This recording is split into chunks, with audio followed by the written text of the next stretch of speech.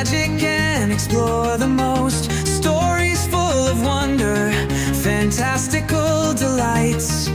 Open your eyes and see the parade come to life.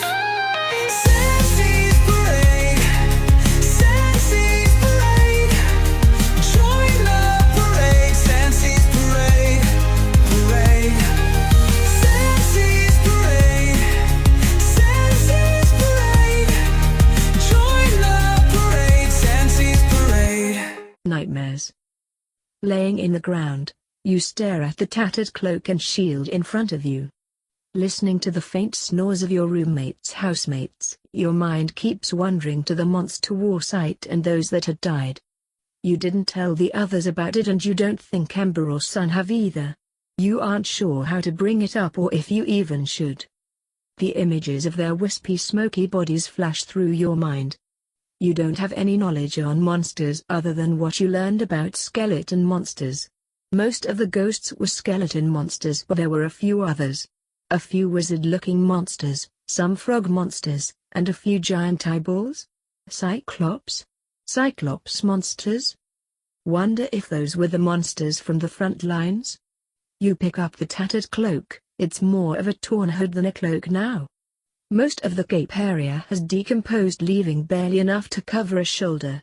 Running your phalanges over the fabric, fabricated memories of the magic war flash through your mind, mixing with memories of mystic skeletons being killed in battle. The sound of bones snapping, souls cracking, and horrid screaming fills the air. Voices fill your head with constant screaming. The acceptance of death. A wave of magic washes over the room before it's quickly pulled back.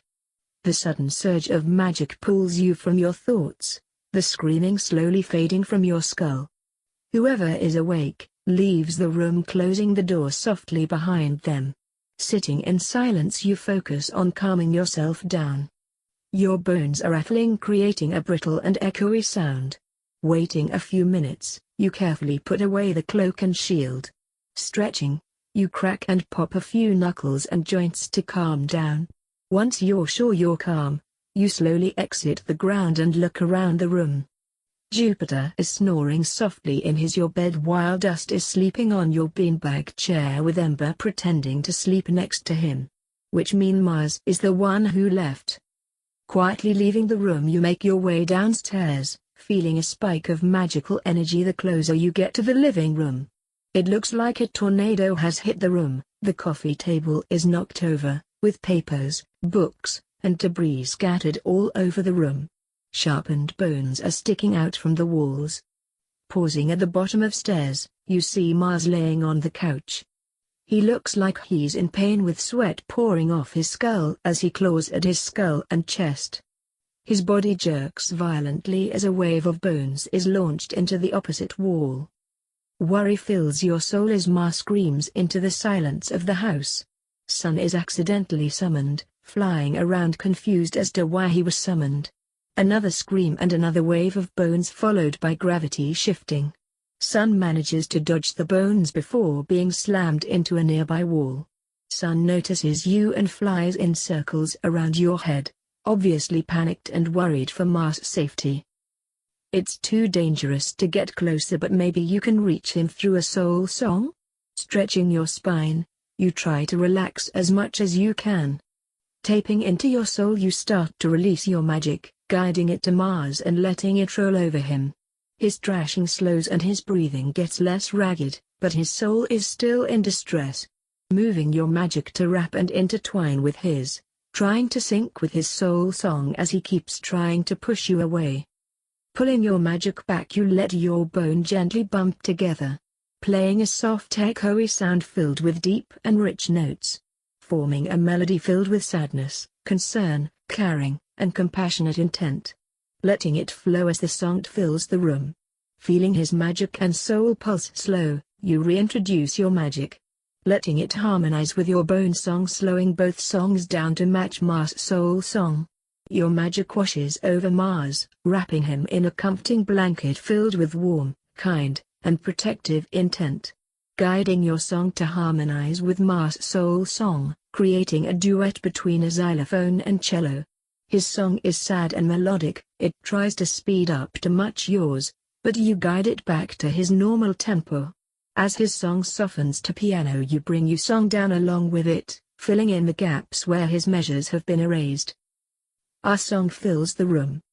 A gently melody filled with sadness yet calming and comforting surrounds the two of you. You're not sure when you moved to the couch or when you started embracing a crying Mars, yet here you are, letting your entire being soothe and calm Mars from whatever troubles him. Both of your souls are glowing, yours a bright beige color and his a shining navy blue. Embracing each other on the couch, focusing only on the sounds around you, it feels like the two of you are in your own little world. One where neither of you wish to leave just yet. He stares into your sockets as you wipe away his tears. Pressing your forehead against his, you lean back just enough to kiss his forehead. He closes his eye sockets and with an inhale he pulls back. The sound dies down as the light from our soul slowly begins to fade. Soon your bones still and your soul song returns to normal as does his. You feel emotionally exhausted and so does he. Grabbing his hand, you guide him to the kitchen. He silently follows you while closing the gap between the two of you. Navigating through the kitchen, you bring out items to make hot chocolate. As you prepare the hot chocolate, Mars holds you from behind, one arm around your ribs, the other resting around your hips. He nuzzles into the side of your neck, making it difficult to navigate the kitchen, but you don't have the soul to push him away. Creating music with another using the entirety of your being is a very emotional and intimate act. It's understandable for him to be clingy afterwards, especially if this was his first time. The hot chocolate is ready, and you finish it off with a magic potion. Adding 2 drops of a greenish-yellow potion. "What's that?"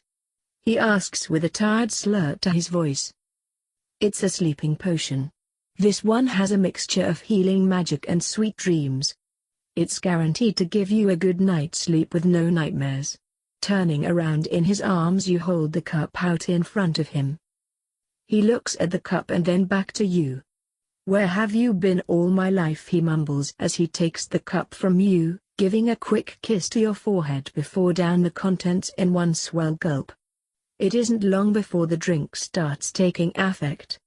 With a yawn he starts wobbling on his feet, too sleepy to stay awake for long. Bending down, you pick him up with your hands holding the underside of his femurs in a reverse piggyback ride. He nuzzles into your spine again as you make your way upstairs. Entering your room, you gently close the door behind you. Jupiter and Dust are still sleeping while Ember is still pretend sleeping. Sneaking over to the bed, you carefully pull the blanket back and scoot in back first, dragging Mars in the bed too. Snuggling into the bed, you feel Jupiter pull you closer, wrapping both you and Mars in his arms. Mars sluggishly repositions himself and tucks his skull under your chin, with a content sigh. The 3 of you fall into a peaceful slumber. I'm glad you enjoyed that video/gameplay. Just remember to hit that like button, subscribe to the channel, and leave a comment down below. Until next time, goodbye!